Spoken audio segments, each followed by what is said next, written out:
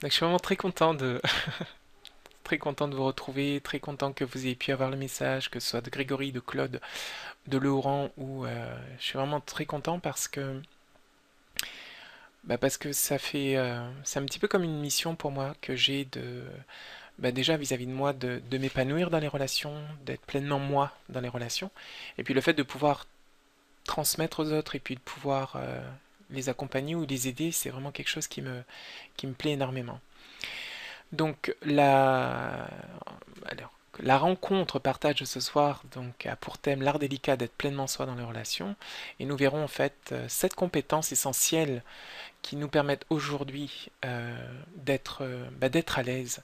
Ce qui ne veut pas dire qu'il n'y aura pas des moments où ce sera difficile, ce sera challengeant, mais vous aurez le fait d'avoir des outils, le fait de savoir quelles sont les compétences à développer, quelles sont les techniques, ça simplifie beaucoup la vie. C'est comme si euh, vous allez aborder après une relation et puis même si ça se passe mal, vous saurez en fait comment retomber sur vos pieds après. Donc c'est vraiment quelque chose qui rend la vie beaucoup plus confortable. Le simple fait, même pas d'appliquer les techniques, mais le simple fait de les connaître, ça permet d'avoir plus de clarté dans les relations et ça permet de vivre les relations avec beaucoup, mais vraiment beaucoup plus de sérénité. Alors, donc je vais me présenter brièvement. Donc je m'appelle Romy Malbroucou, je suis psychologue de la santé et du bien-être et je suis également formateur en développement personnel et en relation aussi. Donc j'ai été formé en PNL, en communication non violente. Je pense que tout le monde connaît la communication non violente. Et les valeurs qui sont les... Oui, hein. Et les valeurs qui sont les plus importantes pour moi, c'est l'authenticité, l'harmonie et la bienveillance. Et ce sont ces valeurs-là d'authenticité, d'harmonie et de bienveillance qui m'ont amené à la fois à faire le choix de ce métier de psychologue, parce que j'ai toujours été intéressé par le fait de comprendre l'être humain, de me comprendre, et aussi ça m'a amené en fait à me former en PNL, en process communication, en communication non violente. Donc je vais passer à la deuxième diapositive. Si vous avez des questions, je le dis encore, hein, je le répète, n'hésitez pas, n'hésitez pas à, le, à la noter dans le chat. Donc pour ce soir, en fait, j'ai fait le choix de structurer le plan d'intervention de la façon suivante, c'est qu'on va définir un petit peu ce que c'est qu'être pleinement soi. Et là, je compte sur votre participation pour qu'on le fasse tous ensemble. Ensuite, nous verrons les bénéfices qu'il y a à être pleinement soi dans les relations, les bénéfices que vous souhaitez, auxquels vous aspirez, que vous pressentez. Nous verrons également ensuite les obstacles les plus fréquents qui nous empêchent d'être pleinement soi dans les relations. Nous verrons aussi les 4 attitudes sociales. C'est qu'on a dans nos relations, quand on entre en relation avec quelqu'un, il y a une attitude en fait que nous avons et qui se manifeste. Et nous verrons en fait si cette attitude a tendance plutôt à nous servir, c'est-à-dire à servir notre bien-être, ou si ces attitudes ont tendance à servir plutôt des tensions en nous, ou bien des conflits, ou bien des tensions dans les relations. Nous verrons également les compétences essentielles à développer, hein, et nous verrons en dernier lieu comment développer ces compétences. Donc avant de passer à la définition, j'aimerais savoir pour vous, c'est quoi être pleinement soi dans les relations? Mais vraiment dans les relations, hein, dans cette sphère particulière de votre vie, qu'est-ce que c'est être pleinement soi pour vous? Donc j'attends vos réponses avant de vous partager en fait ma réponse à moi. Donc prenez le temps qu'il vous faut.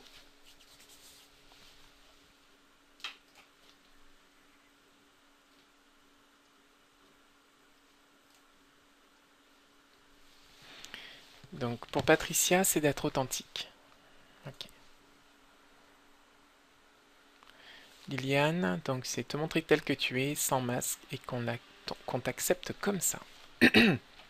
Marie, c'est être authentique et ne pas cacher sa personnalité. Isabelle qui nous dit que déjà il faut s'aimer soi-même et s'accepter. Mm, exact. On verra que l'un des... Alors, excusez-moi. Excusez-moi, j'ai un... Alors... vais éteindre.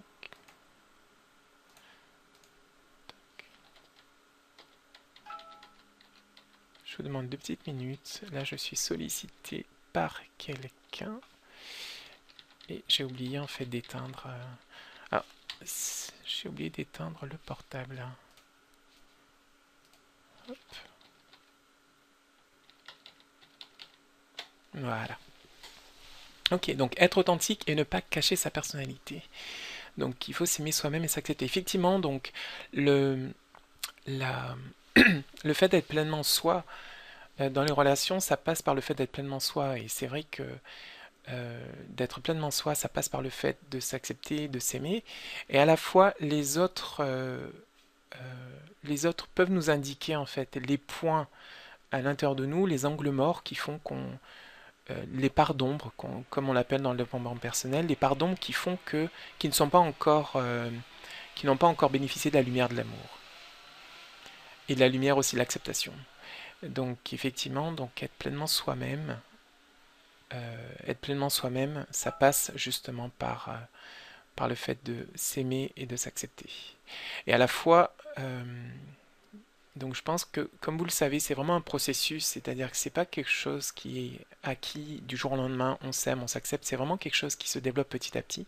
Il y a des parties de soi qu'on aime et d'autres parties de soi en fait qu'on n'accepte pas ou qu'on accepte. Et donc l'idée c'est petit à petit, au fur et à mesure des relations, des tensions qu'on peut vivre, de pouvoir développer cet amour de soi et cette acceptation de soi. C'est vraiment un chemin et non pas un objectif final.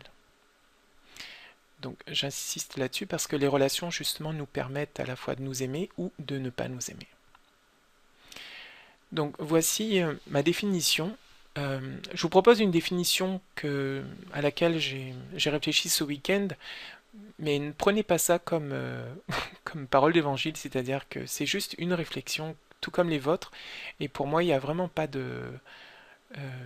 il y a vraiment pas de différence en termes en termes d'expertise, on va dire, entre ce que vous avez dit et ce que j'ai écrit. Donc la définition pour moi d'être pleinement soi dans les relations, pour moi c'est un état de circulation énergétique, un rayonnement et ça passe par la détente. Au niveau corporel, quand je suis pleinement moi dans les relations, je me sens détendu, je sens une circulation énergétique, je sens un rayonnement. Je fais aussi l'expérience de la fluidité, de l'harmonie, d'une forme de connivence avec la personne, de complicité, de communion. Et souvent l'image qui me vient, c'est comme si je danse avec l'autre personne, les énergies dansent, et il y a un bien-être qui est là, et puis un bonheur en fait à partager. Donc la prochaine diapositive, c'est quels sont selon vous les bénéfices d'être pleinement soi dans les relations? Quels sont les bénéfices que vous y voyez?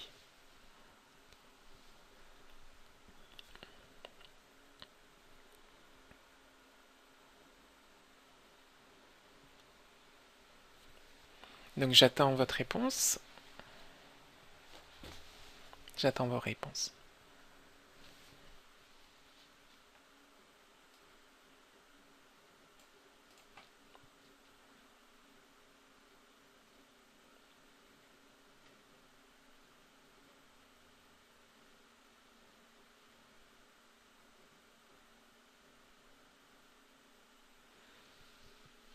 Donc si vous étiez pleinement vous-même dans les relations, c'est-à-dire si vous étiez authentique, si vous vous montriez tel que vous étiez, sans masque,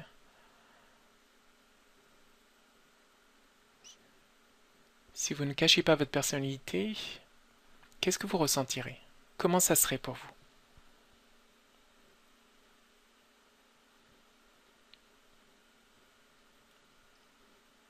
Hmm. Oui, on fait l'expérience d'une liberté, de l'amour, du partage, de la joie. Hmm. Amélioration des relations, oui, une paix intérieure. Oui. Hmm. La paix. Est-ce que c'est bon pour vous à l'idée d'imaginer ça, qui est plus de paix, qui est l'amour, du partage, de la joie? et que les relations s'améliorent? Qu'est-ce que ça vous fait à l'intérieur quand vous imaginez tout ça, quand vous vivez tout ça?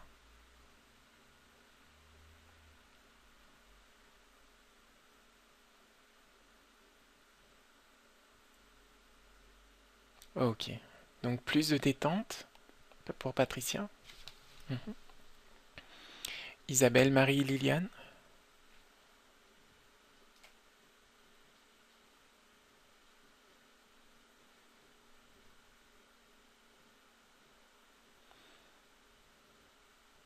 Donc Dany nous a rejoint. Bienvenue Dany. Hmm. Ok Marie. La béatitude pour Liliane. Oui. Plus de détente. Hmm.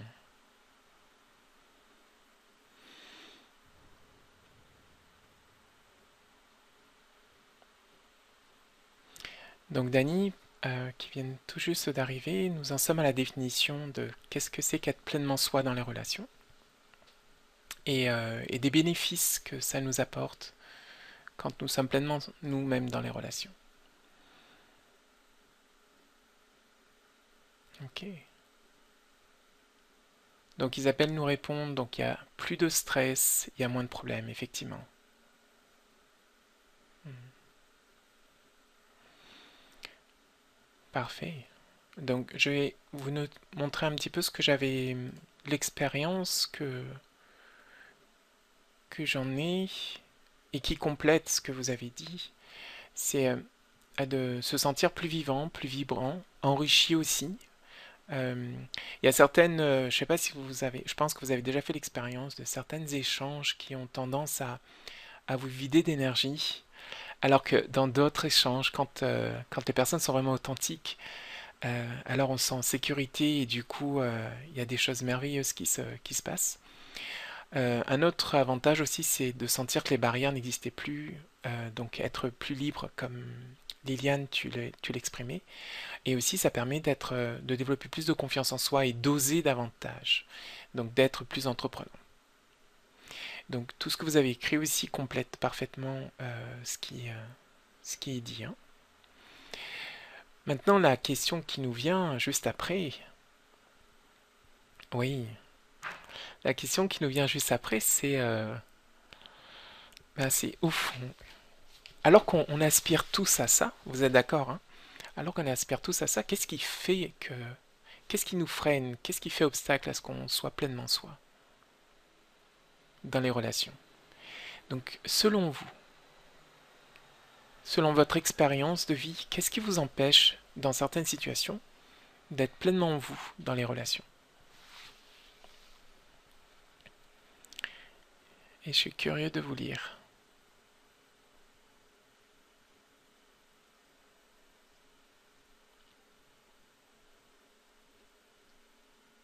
Hmm, ok.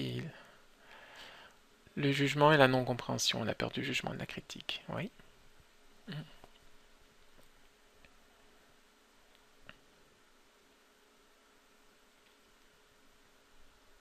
Hmm, ok, la peur d'être rejeté.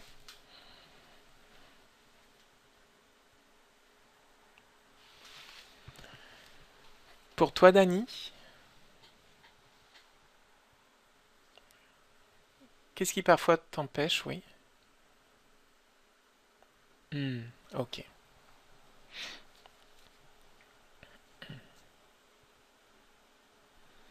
Patricia, quelle est ta réponse à toi?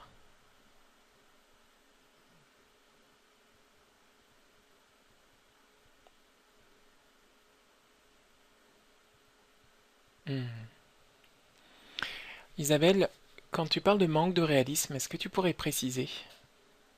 Oui, je cache mon moi. Oui. Isabelle, quand tu parles de manque de réalisme, pourrais-tu préciser ce que tu entends par manque de réalisme, s'il te plaît?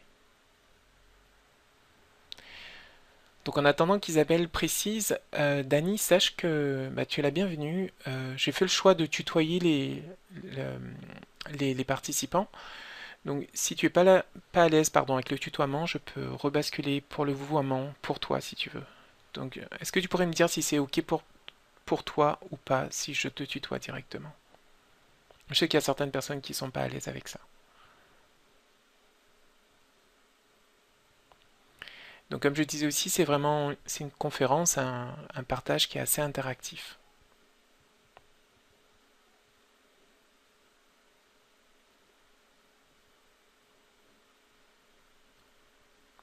OK, bon, parfait.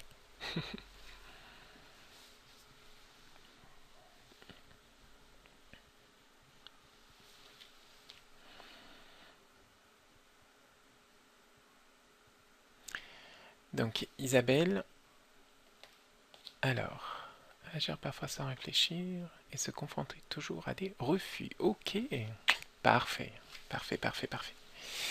Est-ce que tout le monde s'est exprimé? Marie s'est exprimée. Alors, Isabelle s'est exprimée également. Ok, super.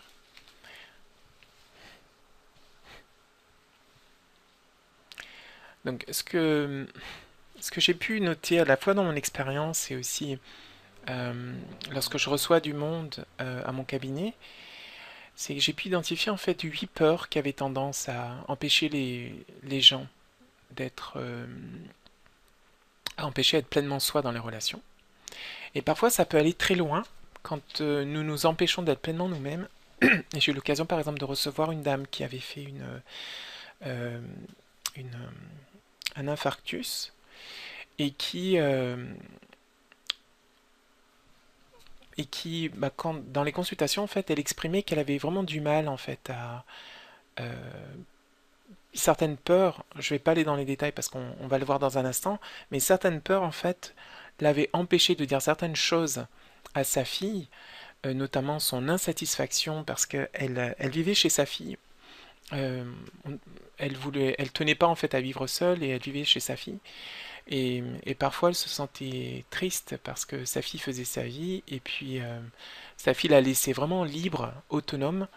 Et sa fille pensait que c'était une manière de la respecter, alors elle voulait plus de contact. Et elle n'a jamais été en mesure de demander en fait plus de contact, plus d'échanges, plus de partage, parce qu'elle pensait que sa fille devinerait, c'est normal. Et du coup, ben, le fait d'avoir fait un infarctus, ben, ça lui a permis, ben, mine de rien, ben, de rencontrer plus de monde et d'être en contact et qu'on s'occupe d'elle. Euh, et je me suis dit en fait en l'écoutant, mais voilà, c'est vraiment dommage parce que donc il y a la pose d'un stent, voilà, il y a eu des et je me dis que ça aurait pu être évité si seulement cette personne avait été pleinement elle-même dans la relation et puis avait demandé clairement, plutôt que d'attendre que l'autre devine, si elle avait demandé clairement, ben voilà, j'aimerais qu'on passe plus de temps ensemble, j'aimerais que tu prennes davantage soin de moi, et voilà comment j'aimerais que tu prennes soin de moi, etc. Donc parfois, on attend en fait que l'autre devine, et je sais que les mères savent très bien deviner les besoins des enfants, et c'est vrai que l'inverse n'est pas tout le temps le cas, et même les conjoints ou les amis ne sont pas forcément en mesure de deviner en fait quels sont nos besoins. Donc d'où l'idée, et on verra hein, que ça fait partie d'une des compétences pour être pleinement soi, l'idée d'oser demander. Mais ce qui parfois nous empêche de demander, bah, ce sont les peurs qu'on va voir ici. Alors, donc, les obstacles fréquents. Donc, j'ai noté 8 peurs, mais j'aimerais en premier lieu parler de l'angoisse. Alors, qu'est-ce que c'est? Quelle différence entre l'angoisse et peur? C'est que la peur, elle a un objet, on sait pourquoi en fait on a peur, ou de quoi on a peur. Mais souvent, l'angoisse, c'est vous êtes dans une relation, à un moment donné, vous discutez avec quelqu'un, et puis à un moment donné, il y a quelque chose qui monte, vous ne savez pas pourquoi, ce qui se passe, et vous ressentez comme une forme d'oppression au niveau du cœur, au niveau de la poitrine. Vous sentez un malaise, mais vous ne savez pas identifier clairement ce que c'est. Donc là, c'est ce que j'appelle l'angoisse. Ok, Patricia, oui. Donc là, c'est ce que j'appelle l'angoisse. Et l'angoisse, en fait, donc c'est une peur qui est sans objet. Maintenant, comment est-ce qu'on va traiter l'angoisse? Comment est-ce qu'on traite l'angoisse? C'est en essayant de clarifier euh, pourquoi Oui, ça peut aussi arriver oui, face à son travail. À son travail, pardon. Et souvent, donc, quand on prend le temps, on reste un petit peu avec cette angoisse et qu'on essaie de se demander mais pourquoi est-ce qu'elle vient, alors on peut retrouver en fait l'objet de la peur. Donc l'angoisse est une peur qui est diffuse et quand on précise cette angoisse, pourquoi est-ce qu'on est angoissé, qu'est-ce qui fait qu'on est angoissé, alors à ce moment-là, on débouche sur une peur. Et une fois qu'on débouche sur une peur, après on peut la traiter. Je vais vous dire comment est-ce qu'on va s'occuper de ces peurs dans un instant, mais ensuite on va la traiter. Donc il y a 8 peurs en fait que j'ai pu recenser, répertorier. C'est la numéro un, le top un, c'est ce qui arrive en première position, c'est la peur de décevoir les autres. Il y a aussi la peur de blesser, la peur de créer un conflit, la peur que l'autre nous crie dessus également. Ensuite, il y a la peur de déplaire, la peur de ne plus être aimé si on fait ceci ou si on ne fait pas cela. Comme vous l'avez mentionné tout à l'heure, il y a aussi la peur d'être jugé, la peur d'avoir des reproches, d'avoir des remarques aussi. La peur de la séparation aussi, de la rupture, si euh, parfois on a tendance à se mettre, je ne sais pas si en couple il vous est déjà arrivé d'adopter cette tendance qui est de vouloir vous conformer à ce que l'autre souhaite pour justement éviter un conflit par exemple, et parce que vous avez peur que si, entre guillemets, ça pète, ben, ça amène en fait à la rupture, à la séparation. Donc aussi la peur du refus qui fait que très souvent on a du mal à demander parce qu'on a peur que ben, l'autre refuse. Et on a aussi la peur de se faire avoir. Donc très souvent on aura tendance à imposer les choses parce qu'on a peur que si l'autre impose des choses ou propose quelque chose et qu'on accepte, qu'on se fasse avoir. Donc la peur de se faire arnaquer, la peur de se faire avoir, la peur, voilà, la peur que l'autre se fiche de nous également. Donc voilà un petit peu toutes les peurs. On verra un petit peu plus tard comment est-ce qu'on travaille sur ces peurs. Et est-ce que vous vous reconnaissez, est-ce qu'il y a des peurs en fait qui vous sont familières parmi cette liste? Si oui, lesquelles? Pour chacune d'entre vous. Dani, je suppose que tu es une femme. Est-ce que c'est bien ça? Oui, ok.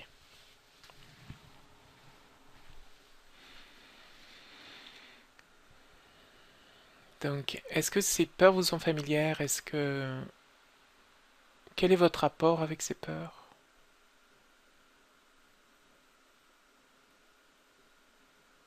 Je je vous laisse me faire un petit topo.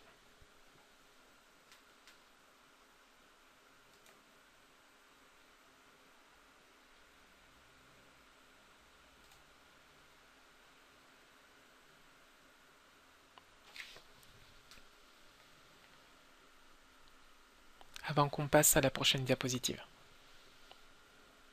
Hmm, rupture, refus, rejet. D'accord.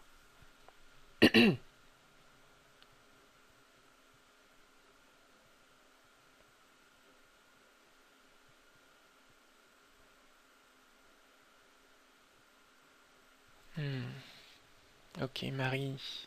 Merci Dani, merci Marie.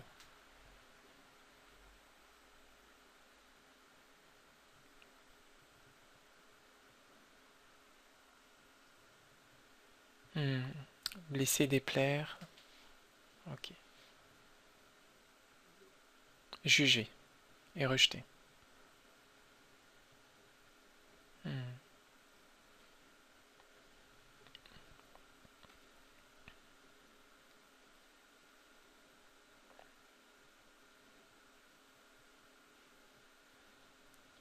De créer un conflit, de mal faire. D'accord. Hmm, hmm.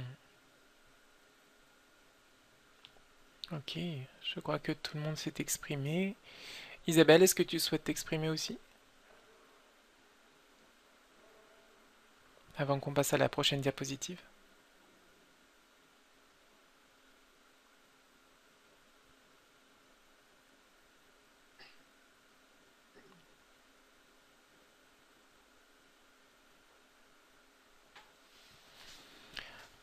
Alors, par rapport à donc, la prochaine diapositive,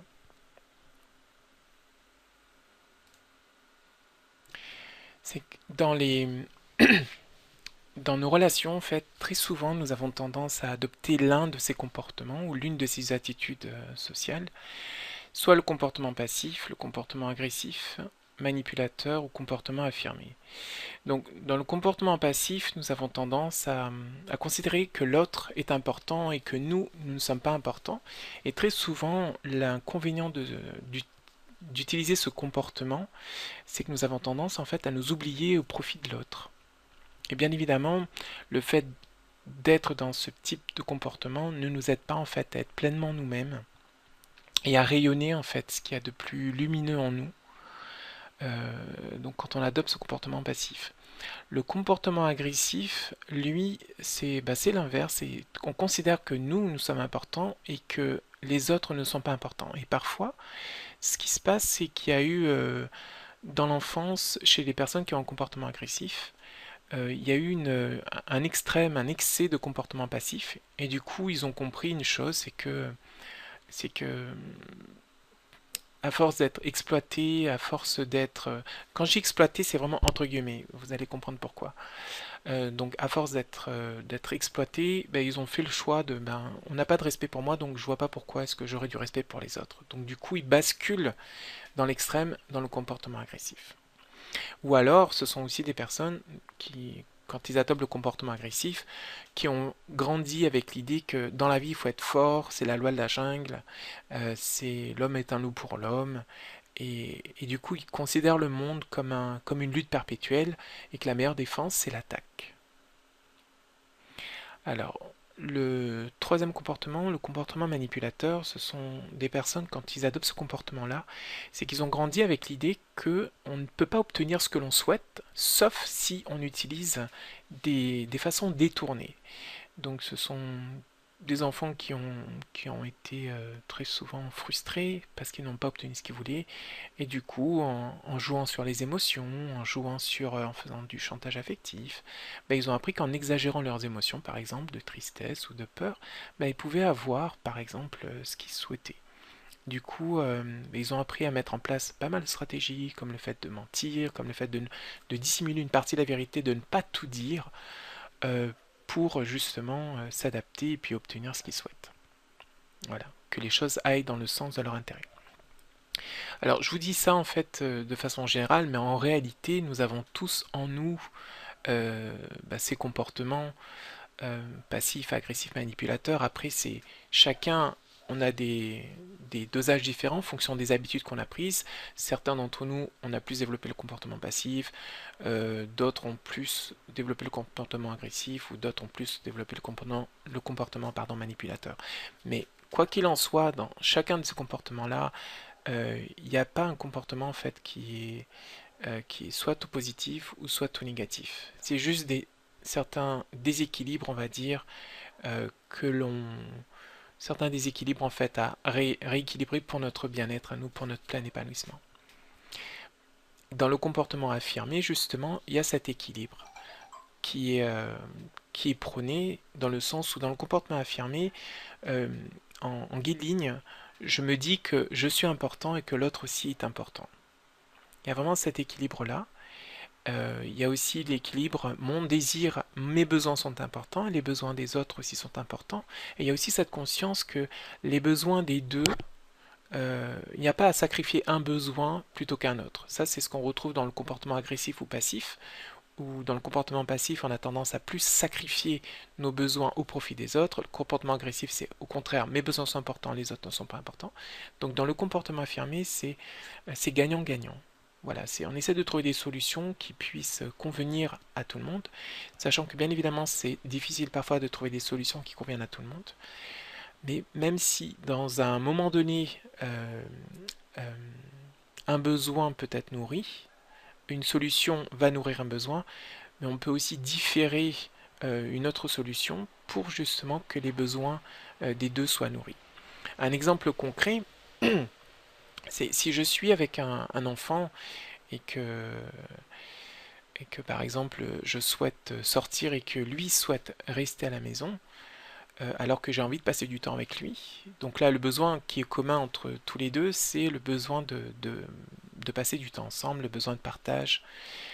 Si lui souhaite ne pas sortir et que moi je souhaite sortir, alors ça peut être de consacrer un peu de temps donc à rester à l'intérieur avec lui, et ensuite après, euh, euh, euh, comment on dit ça, planifier ça dans la semaine pour qu'on puisse faire une sortie. C'est-à-dire que dans le moment même, il y a un besoin qui est entre guillemets sacrifié au profit de l'autre, mais il est sacrifié entre guillemets parce que je sais que mon besoin à moi, il sera différé dans le temps et que on pourra le faire à un autre moment. Donc dans le comportement affirmé, c'est vraiment de la recherche en fait de solutions qui va faire en sorte que les deux côtés soient nourris. Et ça contribue vraiment à créer un monde, en tout cas des relations qui sont beaucoup plus paisibles. Et même à l'intérieur de soi, il y a beaucoup plus de paix qui est là. Et ça évite pas mal la colère qu'on peut ressentir parfois parce qu'on ne se sent pas respecté, on ne se sent pas reconnu par l'autre ou bien considéré. J'ai des papillons là qui viennent. Ok, bonjour papillon. Donc voilà, dans le comportement affirmé, ce qu'on va vraiment chercher, c'est le consensus et c'est l'harmonie dans la relation. Voilà. Et si vous avez des questions, alors, mais possible que pas de consensus. Oui, c'est possible en fait qu'il n'y ait pas de consensus. Maintenant, même s'il n'y a pas une solution qui satisfait les personnes, même s'il y a pas, ça ne va pas se traduire par des actions, le plus important c'est que chacun se sente entendu, se sente reconnu dans ses besoins. Et ensuite, après, les solutions viennent ou pas, mais le plus important c'est vraiment ça.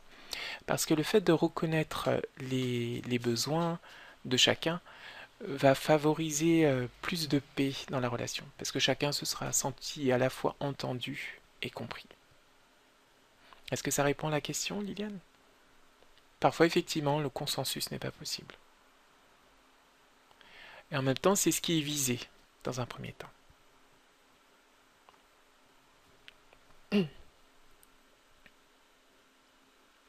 Avez-vous des questions jusque-là? Ok. Liliane, pourrais-tu clarifier la question? Est-ce que tu pourrais donner un exemple pareil, par exemple, pour illustrer, pardon.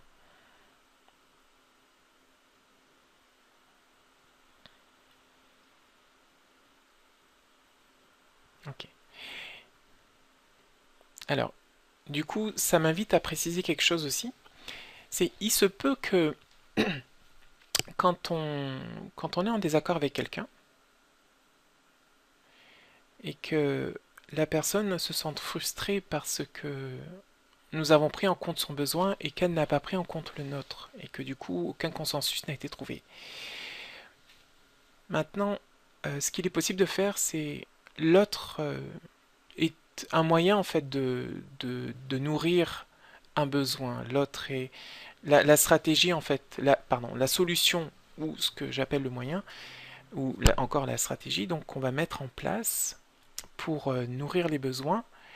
Euh, Parfois, on peut la faire dépendre des autres dans les solutions, dans les consensus, trouver un consensus, mais parfois rien ne nous empêche aussi, si la personne n'est pas disposée, à ce qu'on puisse soi-même prendre soin en fait de ce besoin-là et de prendre cette responsabilité-là, si la personne n'est pas disposée à trouver une solution avec nous. Et dans ce sens, ça ouvre davantage. Euh, L'idée, c'est que le bonheur, le bien-être vient de la satisfaction en fait, vient du fait de vivre en fonction de nos valeurs importantes, en fonction de nos besoins importants. Maintenant, parfois, c'est pas possible avec une personne. Donc, euh, donc là, oui, tu as un exemple? Mhm, mhm, mhm,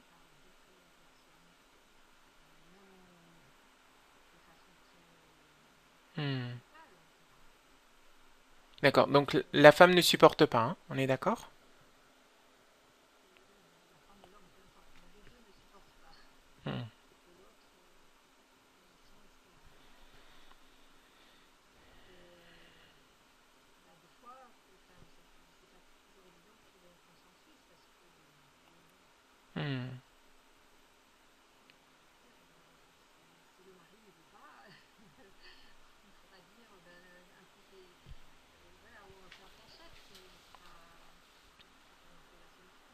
Non, c'est sûr.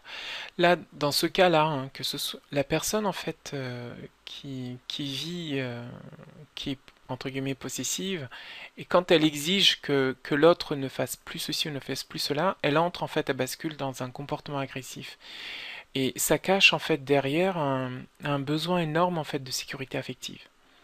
Maintenant, il y a beaucoup plus de chances que ces problèmes ne reviennent pas si les deux sont dans une démarche de développement personnel, de remise en question. Maintenant, si les deux ne sont pas dans cette démarche, ça devient difficile à ce moment-là, et puis parce que ça peut être très destructeur en fait, la jalousie, et beaucoup de crimes passionnels sont liés à ce sentiment-là qui est envahissant et qui s'apparente qui s'apparente presque, en tout cas dans ces moments-là, de la folie. Donc, mm, du coup, là pour moi, la seule réponse, c'est le travail personnel que chacun va faire, parce que si, et ça m'est arrivé d'être avec quelqu'un qui était très jalouse, et parce que la personne en fait qui est vraiment, on est vraiment dans l'amour à ce moment-là de l'autre, et puis quand elle nous dit, quand il nous dit je ne veux plus que tu fréquentes un tel ou un tel, tu veux plus que tu ne fasses ceci ou cela, alors du coup on va avoir tendance, et là encore, hein, par peur pour plaire, pour faire plaisir, on aura tendance à accepter, et puis petit à petit, ce qui s'est passé, c'est que on commence à s'éteindre dans la relation, et du coup, ce qui fait ce pourquoi on a été attiré vers la personne, par sa joie de vivre, l'amour qu'il pouvait donner, etc., ou la tendresse ou la douceur, fait que petit à petit, le socle qui a constitué le couple commence en fait à s'effondrer parce que l'autre nous donne plus, pardon, ce pourquoi en fait, entre guillemets, on a signé au départ. Donc du coup, dans tous les cas, il y a la mort de la relation. Enfin, en tout cas, il y a une extinction de la relation parce que nous permettons plus, pardon, d'être pleinement nous-mêmes dans la relation à ce moment-là. Donc, comment faire dans ces cas-là? C'est s'il y avait un conseil à donner, c'est les euh, euh, que les personnes en fait continuent à être soi-même, à être pleinement soi-même.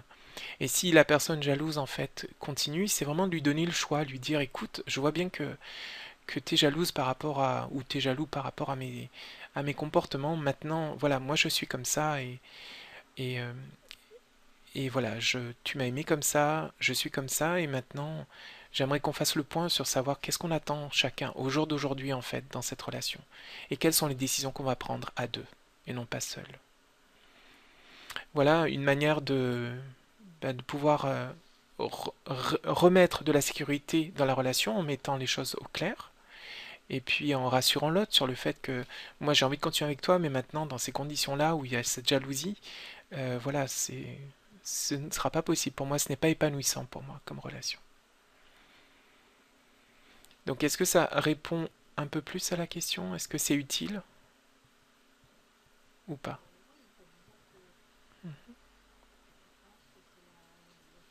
Hmm, hmm,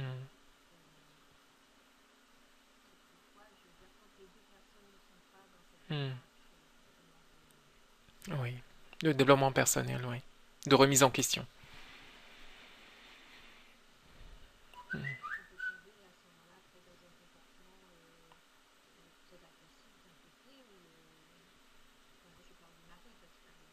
Hmm, hmm, hmm.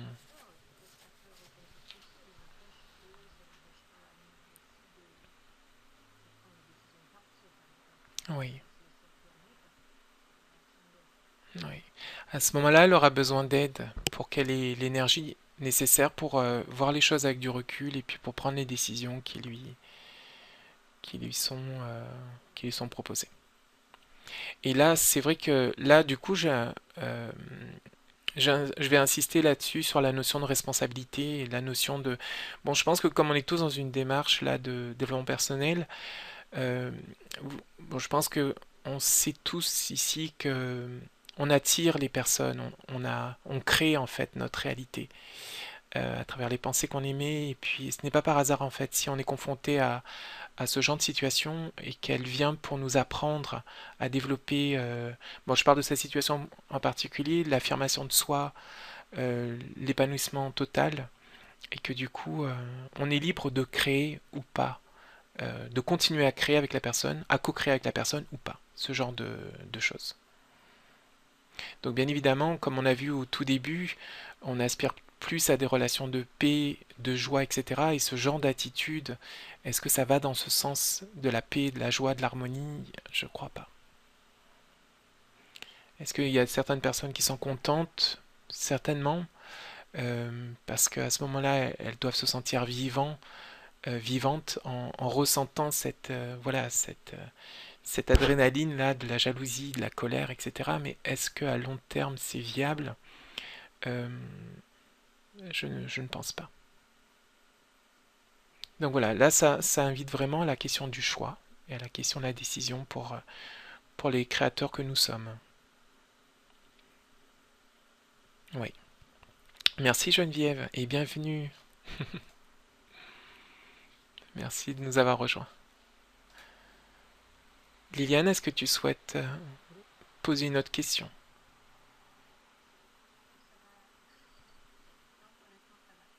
D'accord. Je vais donc passer à la diapositive suivante. Donc, donc tout à l'heure, je vous parlais du comportement affirmé, et puis je vous ai parlé en début de séance des 7 compétences. Euh, et le comportement affirmé, qu'est-ce que c'est? C'est ben, la mise en pratique de ces 7 compétences. Donc on va aller voir en détail des 7 compétences. Donc la première chose, c'est vrai que c'est d'oser demander. On avait vu un petit peu tout à l'heure avec cette dame qui était donc qui avait été qui a eu un infarctus parce qu'elle n'avait pas osé demander. Donc première compétence en fait à développer si nous voulons être pleinement nous-mêmes dans les relations, c'est de faire davantage de demandes. Euh, bon, bien évidemment, il y a des façons de demander, il y a des critères spécifiques qui permettent à ce que les demandes ne soient pas perçues par l'autre comme des exigences ou des reproches. Donc, on le voit dans la formation Soyez pleinement vous-même dans les relations, comment demander. Ensuite, poser des questions ouvertes également. Souvent, on a tendance à fermer, sans s'en rendre compte, à fermer la discussion. Par exemple, plutôt que de dire à une personne comment ça va, on va dire bah, j'espère que tu vas bien.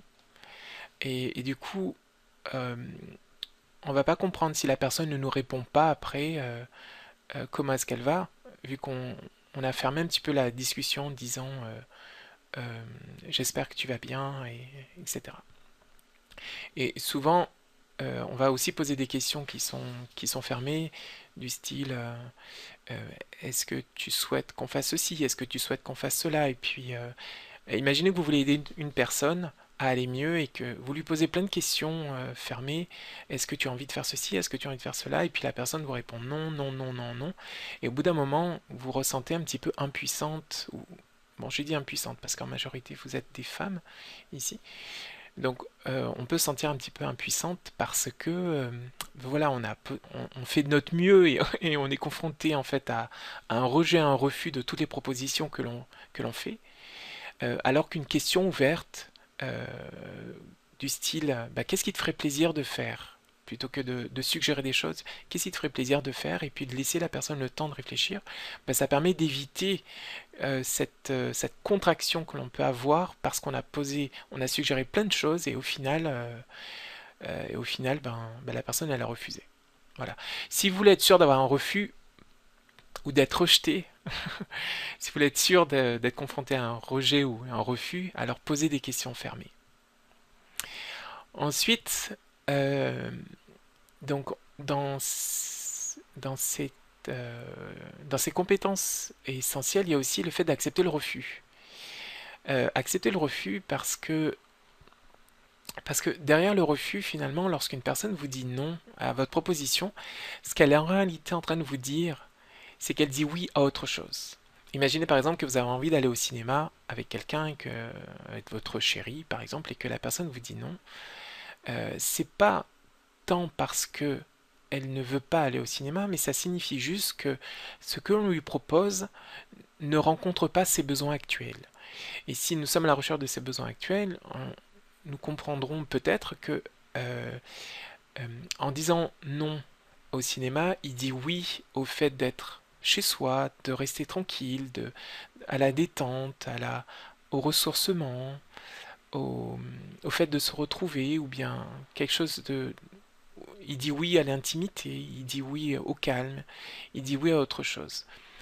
Donc très souvent, nous n'avons pas appris en fait à voir que derrière les refus, il y avait des... La personne disait oui à autre chose. Ensuite, troisième compétence, c'est l'écoute et l'empathie.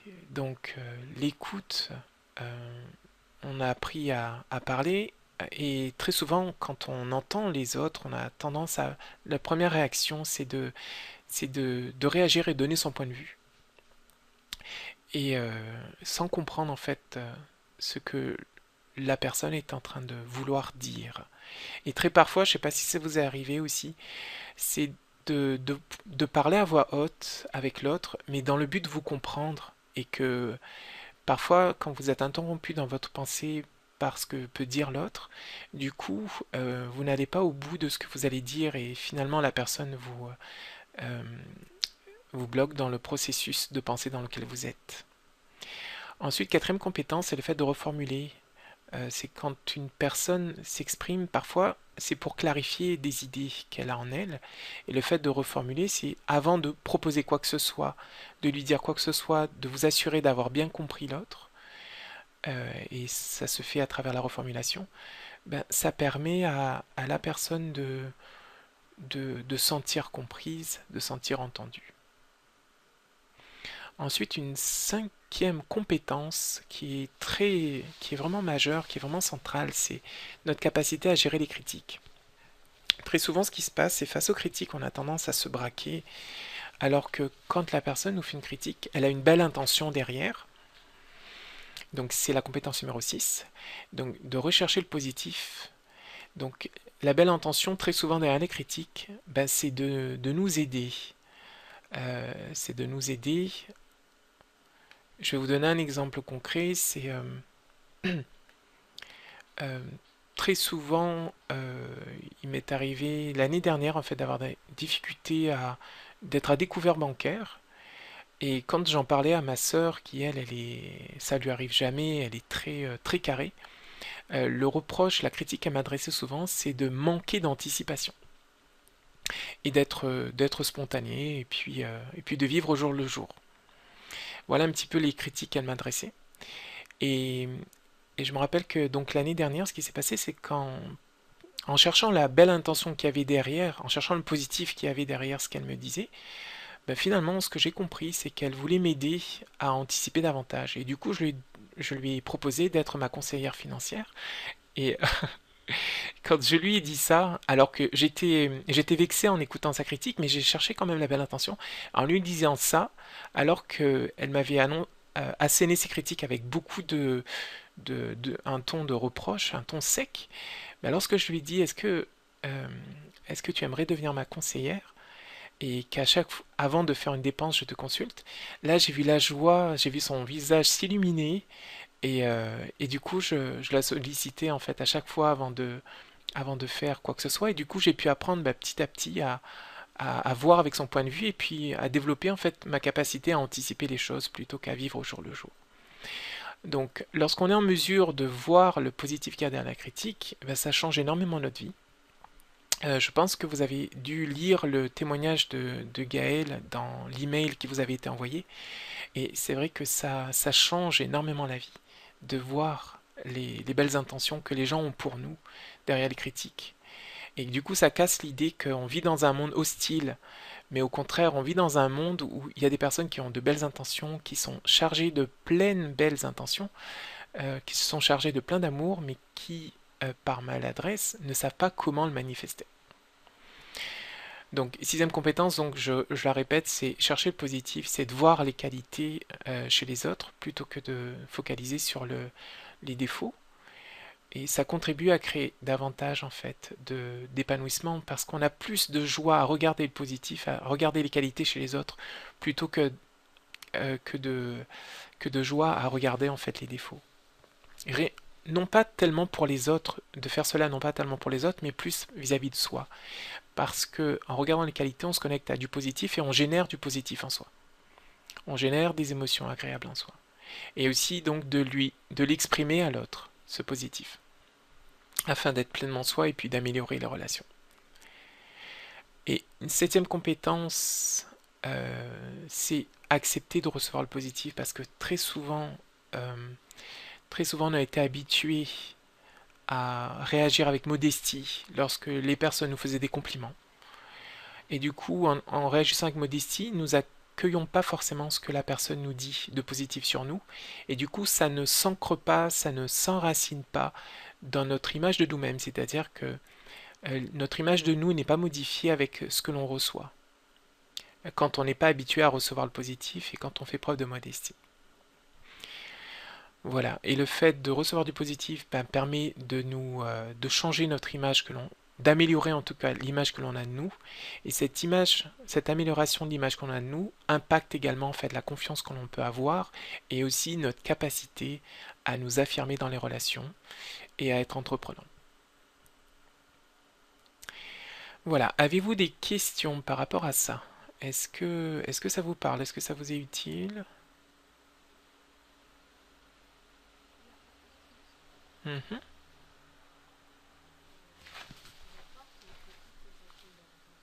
Mhm. Constructive. Oui, effectivement. Hmm.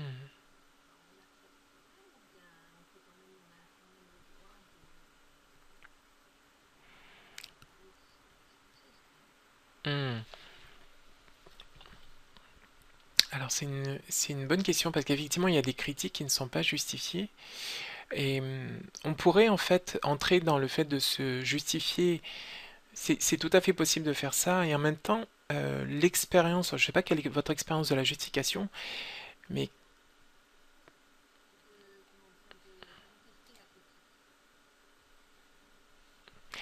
contre-argumenter, c'est ça? En donnant des preuves? Oui, effectivement, la personne en face, elle peut tout à fait se tromper et le fait de pouvoir lui dire, voilà mon point de vue, oui, c'est tout à fait souhaitable parce qu'après, la personne peut remettre en question effectivement ce qu'elle a perçu et puis elle peut corriger sa perception à elle, son interprétation de la situation. Donc effectivement, c'est tout à fait souhaitable parce que ça va dans le sens de créer plus d'harmonie dans la relation. Effectivement. Mhm.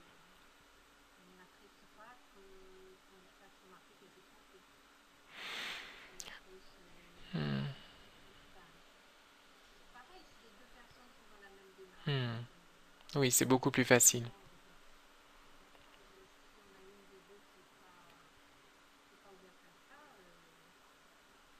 Alors si l'une des deux n'est pas ouverte à ça, du coup, il n'y a pas de communication possible.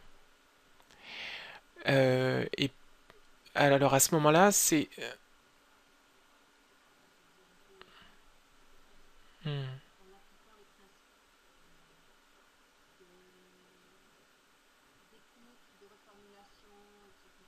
Mhm.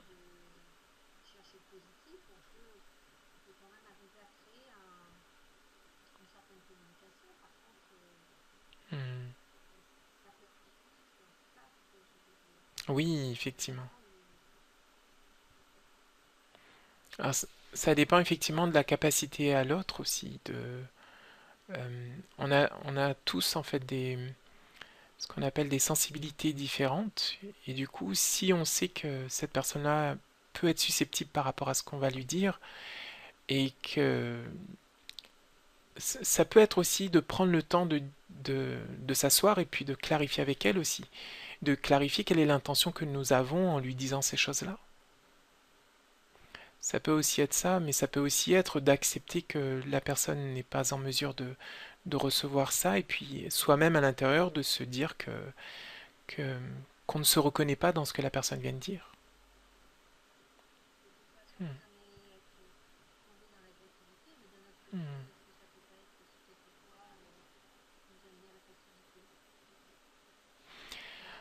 hmm. Ce qui fait qu'on va, ce qui fait qu'on va être dans la passivité, c'est de ne pas prendre en compte en fait ce besoin qui est là. C'est-à-dire que la personne dit quelque chose, ça nous touche.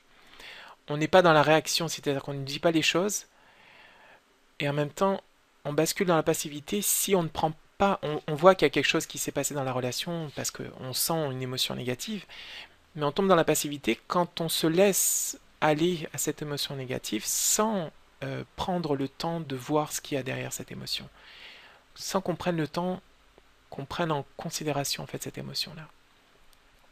Et lorsque derrière cette émotion on s'aperçoit que ben, c'est juste qu'on a envie d'être davantage accepté par les autres ou davantage reconnu par les autres, alors à ce moment-là on peut prendre la responsabilité de se donner, de s'apporter à soi cette acceptation et cette considération et cette reconnaissance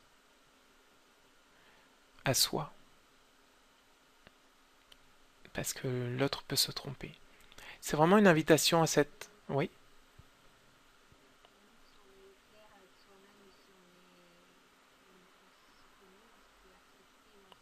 Hmm.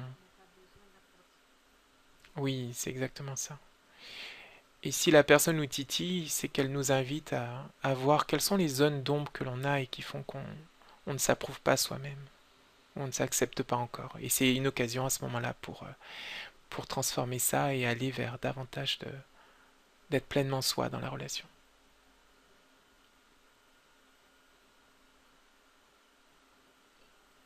Ok.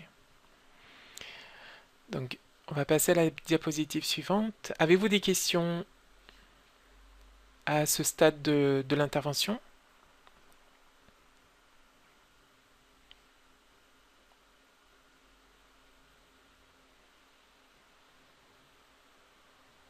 Donc, je vous laisse quelques secondes.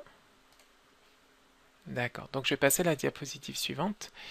Alors, comment est-ce qu'on peut développer en fait rapidement ces 7 compétences essentielles? Alors, bien évidemment, tout ce qui est écrit là, c'est donné à titre indicatif. Il n'y a pas de, comment dire ça? Il n'y a vraiment pas de contraintes ou d'obligations à avoir. C'est vraiment d'identifier les conséquences, les compétences les moins développées chez soi. Et pour ça, si ça vous intéresse, j'ai un questionnaire qui permet de- d'estimer en fait si dans vos relations sociales vous avez plutôt tendance à adopter un comportement passif, un comportement affirmé, un comportement agressif ou un comportement manipulateur.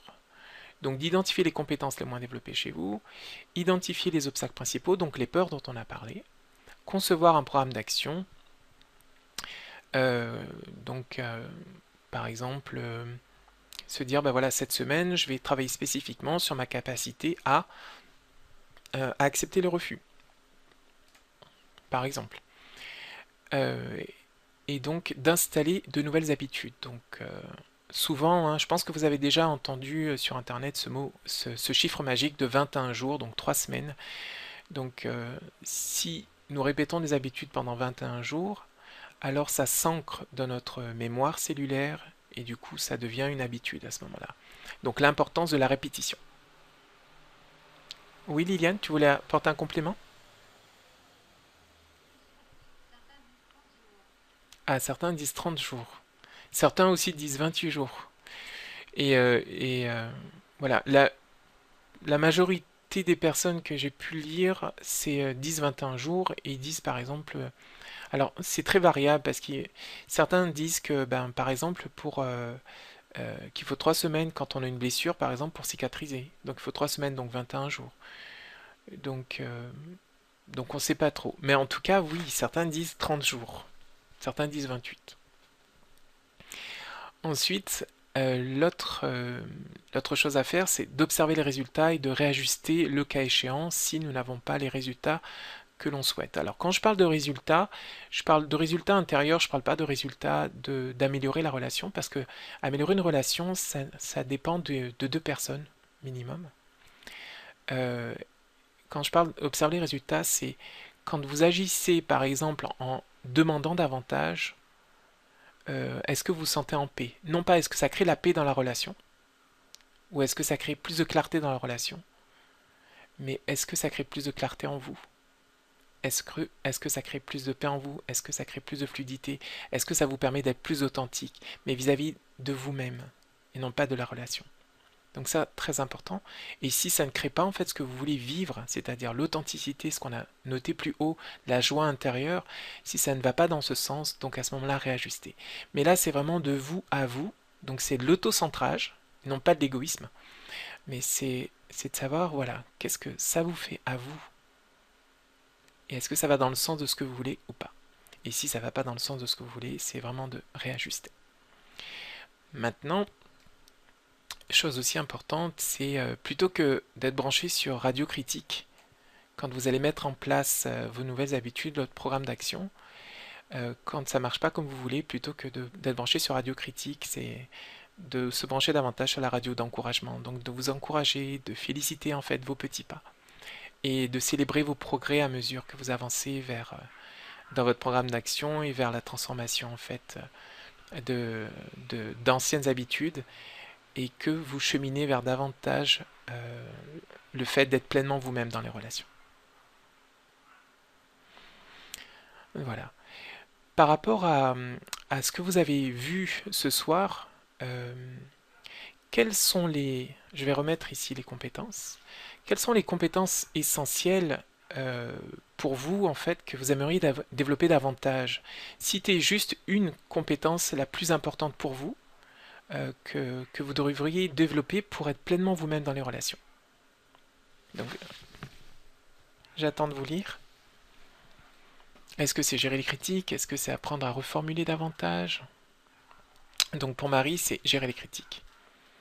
Est-ce que c'est voir le positif? Est-ce que c'est accepter de recevoir le positif des autres? Est-ce que c'est de faire preuve davantage d'écoute, d'empathie? D'accord. Geneviève, qu'est-ce que tu en penses? La patience. Oser demander. D'accord. Hmm. Donc j'attends la réponse de Geneviève. Reformuler. Ok.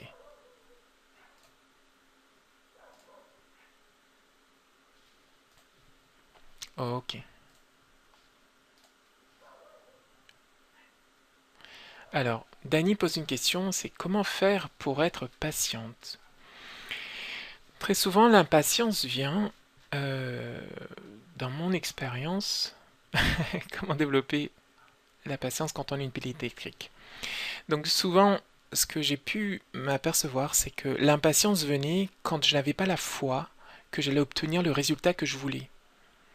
Et le fait de travailler sur la foi, la conviction, la confiance que j'allais obtenir les résultats que je voulais, à force de persévérance, à force d'action qui allait dans ce sens, bah, automatiquement, ça aide à avoir plus de patience. Quand on sait qu'on va l'obtenir, quand on sait quand on prend conscience qu'on est vraiment les créateurs, et que le fait que si les choses ne se font pas, c'est aussi parce que nous avons décidé qu'elles ne se fassent pas. Et si les choses se font, c'est parce qu'on a décidé qu'elles se feront. Donc c'est vraiment d'avoir cette... voilà, c'est ça. C'est lever le doute. Lever le doute. Et ce sont souvent les doutes qui nous rendent impatients.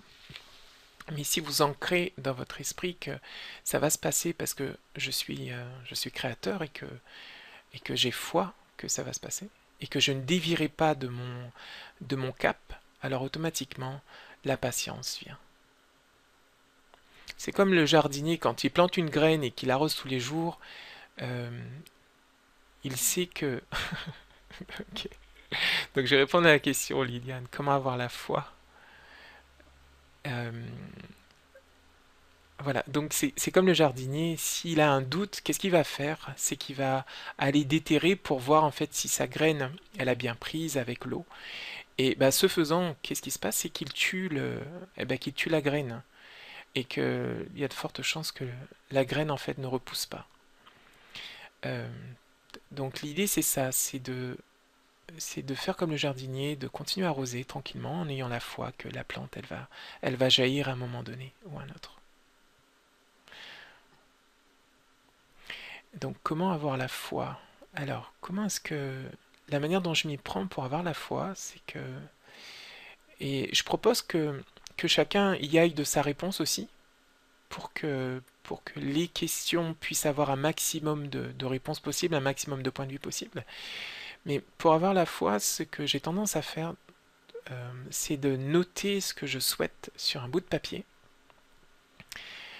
Euh, Noter ce que je souhaite sur un bout de papier, et puis de chaque jour d'enrichir, de rajouter des choses, et puis petit à petit, il y a une énergie qui se fait à l'intérieur de moi, et qui fait que petit à petit, la pensée prend de la force, elle vient s'alimenter de nouvelles pensées, et du coup, je garde cette foi jusqu'à la réalisation. Alors, Geneviève nous répond en cultivant la gratitude pour tout ce qu'elle vit. Oui, effectivement, ça vient nourrir énormément la foi. Et quand on craque par manque de patience et que tout le travail qu'on a fait sur soi pendant 10 jours s'effondre en 3 secondes. Waouh! Alors, qu'est-ce qu'on fait dans ces cas-là? Euh, Qu'est-ce que vous faites dans ces cas-là? Quand le manque de patience fait que tout le travail que vous avez fait sur 10 jours s'effondre en 3 secondes.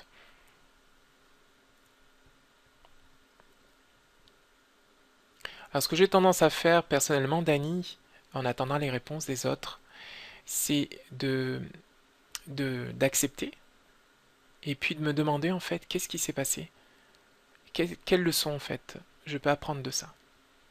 Donc Liliane répond on ne se juge pas, on reste indulgent, on recommence. Ok, je rejoins en fait ce que Liliane dit. Ça veut dire que la foi était absente. Geneviève pose la question est-ce que ça veut dire que la foi était absente? De mon point de vue, oui, ça veut dire que la foi était absente.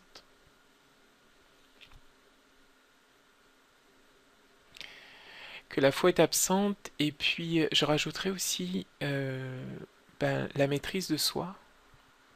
Et par expérience, j'ai vu que c'était beaucoup plus facile d'être avec d'autres quand on faisait un travail, d'être vraiment en groupe, parce que le groupe donne beaucoup de force et que du coup, ça permet vraiment quand on partage avec le groupe, même si on partage notre impatience, ça permet d'être accueilli dans cette impatience et puis de développer davantage de patience, d'indulgence, de douceur également. Et c'est très soutenant d'avancer en fait en groupe. Est-ce que ça répond à vos questions? À ta question, Dani et Liliane?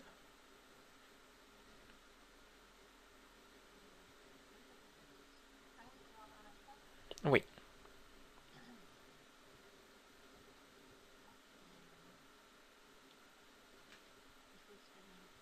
Hmm.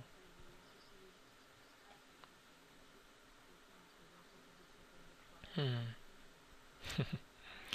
Oui, c'est vrai que c'est l'expérience en fait qui fait l'expérience. Oui.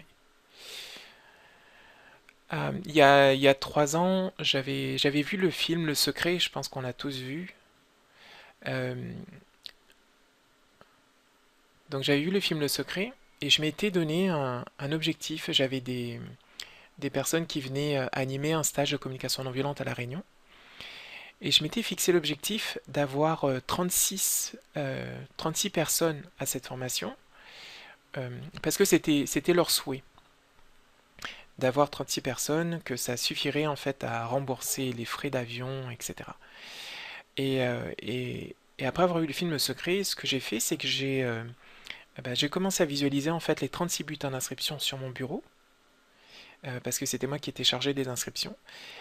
Et j'ai commencé à visualiser ça, et jusqu'au bout, bon, je crois qu'à un moment donné, euh, j'ai douté.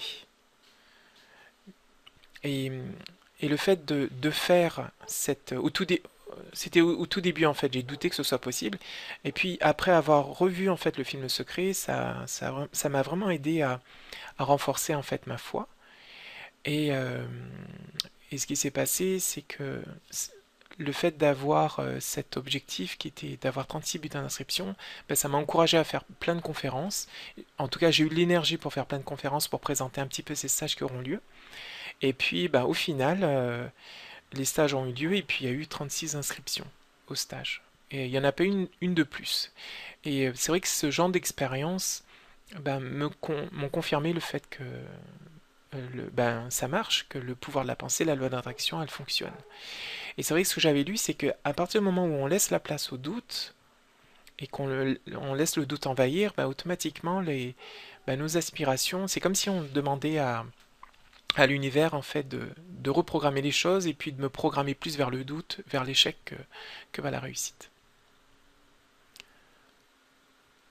Alors, comment on fait pour rattraper par un silence radio et une remise en question? Oui, quand on est en groupe, c'est soutenant. Et pourtant, en psychiatrie, les psychiatres ne veulent pas qu'on soit trop en groupe. D'accord, oui, je sais que ça marche, mais ça... Oui, oui. Donc après, par rapport au doute, c'est de repérer la pensée de doute et puis voir comment est-ce qu'on peut la transformer, cette pensée. C'est une option possible. Ou alors pratiquer Ho'oponopono par rapport au doute, je ne sais pas si ça fonctionne. Ou remettre à l'univers. Qu'est-ce que tu en penses, Liliane? Donc comment on fait pour rattraper par un silence radio une remise en question? Ok. Marie, pourrais-tu préciser un petit peu... Oui. Marie, pourrais-tu préciser un petit peu ce que tu entends par les psychiatres ne veulent pas qu'on soit trop en groupe? Et je t'invite juste à mettre sur le chat, on va pas, comme le temps passe, comme il est déjà... alors, je pense qu'il est 19h55 chez vous, et que j'avais promis que ça s'arrête à 19h30. Du coup, ce que je vous propose, c'est, j'avais prévu de vous présenter, de faire une petite méditation, et aussi de présenter en fait la formation, parce que j'ai eu ces questions-là par email. C'est que vous étiez intéressé par la formation, donc soyez pleinement vous-même dans vos relations en moins de 30 jours. Et donc dans cette formation, donc on va développer ces compétences, donc oser demander, accepter le refus, gérer les critiques, reformuler, faire preuve d'écoute et d'empathie. Donc dans cette formation, vous allez développer ça. Et donc le démarrage, c'est mardi prochain, donc mardi 25 novembre, et on va aller jusqu'au 16 décembre, donc il y aura ce sera sur 4 semaines, où vous allez bah, développer en fait ces compétences. Et là, l'idée, c'est que ce soit en groupe, pour ceux qui le souhaitent bien évidemment, c'est que vous allez être soutenu par un groupe, le groupe va être dynamique, il y aura un forum qui sera sur Facebook qui vous permettra de faire part de vos actions, de ce que vous avez mis en place. Et il y aura vraiment, en fait, vous allez vraiment bénéficier du soutien du groupe. Et puis, je serai également disponible pour répondre, en fait, à vos questions. S'il y a des difficultés à mettre en pratique certaines choses, donc je serai, en fait, là pour vous pendant ce mois, c'est-à-dire donc du mardi 25, pardon, mardi 25 pour du 5, donc du mardi 25 novembre au 16 décembre, donc vous allez vraiment être soutenu pour à être pleinement vous-même dans vos relations, donc il y aura vraiment ce, voilà, la plus-value de cette formation, c'est vraiment le soutien que vous allez recevoir, en plus, bien évidemment, de découvrir chaque semaine en fait 8 techniques pour développer, pour demander, pour accepter le refus, pour reformuler, pour gérer les critiques, et aussi comment vous allez aussi apprendre dans cette formation-là comment faire pour faire des critiques constructives, des critiques positives à d'autres personnes aussi. Donc je pense que vous avez tous reçu le programme de la formation par email. Donc voilà, sachez que si vous êtes venu à cette conférence parce que vous vouliez avoir plus d'informations sur la formation, sachez que pour vous récompenser de votre présence ce soir, cette formation, en fait, je vous l'offre avec 20% de réduction si vous vous inscrivez en fait ce soir. Voilà. Donc dans la formation, vous allez retrouver en fait les éléments suivants. Donc au module 1, donc au premier cours, le premier cours en fait s'intitule Comment dire les choses sans blesser. Donc dans ce module, vous allez découvrir les conséquences désastreuses de garder les choses en soi au lieu de les exprimer, ou encore d'exprimer des choses de façon trop énergique, donc en mode agressif. Donc à la fin de ce module, vous saurez dire non et faire des critiques constructives, au lieu de contrarier votre interlocuteur. Donc le module 2 s'intitule Comment faire une demande à quelqu'un pour qu'elle soit entendue. Donc dans ce module, je vous explique les ingrédients d'une demande, donc les critères d'une demande afin qu'elle puisse être mise en pratique par la personne et à ce que vous ne vous retrouviez pas frustré parce que vous avez exprimé une demande et que la personne n'a rien fait. Donc du coup dans ce module 2 on verra en fait comment faire une demande et le module 3 ben voilà il va considérer, c'est l'un des modules les plus importants, il va concerner, pardon, pas considérer mais concerner en fait comment gérer les critiques négatives. Donc c'est vraiment l'un des modules les plus importants et vous allez découvrir en fait ici deux méthodes très simples pour désamorcer la personne qui vous adresse des critiques et utiliser les critiques pour développer ce qu'on appelle en fait votre sagesse relationnelle et de voir comment est-ce que cette personne-là en fait vous aide à travers ces critiques. Et le dernier module qu'on verra, donc la dernière semaine, ce que l'on verra, c'est comment recevoir, exprimer des compliments sincères. Voilà. Donc l'idée c'est de terminer la formation en douceur et puis c'est de contribuer à créer des relations plus sereines et plus harmonieuses, tout en renforçant en fait votre estime de vous-même et en contribuant à renforcer l'estime de l'autre aussi. Voilà un petit peu pour le programme. Donc vous avez 4 modules de cours où vous allez apprendre donc l'art d'être pleinement soi dans les relations et, et vraiment au final donc il y a eu pas mal de les retours qu'ont les participants à cette formation. C'est vraiment je m'attendais pas lorsque je l'ai animé pour la première fois, je m'attendais pas à des retours aussi positifs dans le sens où le simple fait d'apprendre à gérer les critiques, comment ça avait permis à donc l'une des participantes que vous allez retrouver. euh, je vous ai mis alors, je vous enverrai le programme si vous avez envie. Mais d'ores et déjà, vous pouvez en fait vous rendre ici. Alors, hop. Donc vous pouvez vous rendre ici. Je mets dans le chat le lien. Donc vous pouvez vous rendre ici en fait pour avoir le témoignage d'une des participantes, donc Gaëlle, que Liliane tu connais, et qui a vraiment voilà, qui, voilà, cette formation, oui, tu l'as vu déjà, hein. Et c'est vrai que voilà, son retour est assez, enfin, moi j'ai trouvé vraiment très inspirant, très encourageant. Donc voilà, vous pouvez vous rendre sur cette page. Et donc je rappelle que si vous souhaitez vous inscrire ce soir, vous aurez, je vais vous donner le code si vous souhaitez vous inscrire. Donc pour vous récompenser de votre activité, vous pouvez entrer ce code-là quand vous aurez fait le choix de vous inscrire. Si vous faites le choix de vous inscrire, donc réactif, pour bénéficier en fait de ce cadeau de 20% de réduction sur la formation. Donc la formation démarre la semaine prochaine, donc mardi prochain. Voilà, si vous avez des questions, n'hésitez pas à me les poser. Euh, Comme il est 20h, ce que je vous propose, voilà, c'est voilà, si vous avez des questions, n'hésitez pas à les poser maintenant. J'espère que cette conférence, cette présentation vous a plu, que ça vous a donné des petites astuces pour être davantage pleinement vous dans les relations. Voilà, n'hésitez pas à me dire dans les commentaires ce que vous a apporté cet échange. J'ai été vraiment ravi de mon côté de vous retrouver et puis de partager ce moment avec vous. Ici, donc à La Réunion, il est 23h06. Donc je vous souhaite une très très bonne soirée. Très très bonne soirée. Et puis je vous dis donc à très bientôt.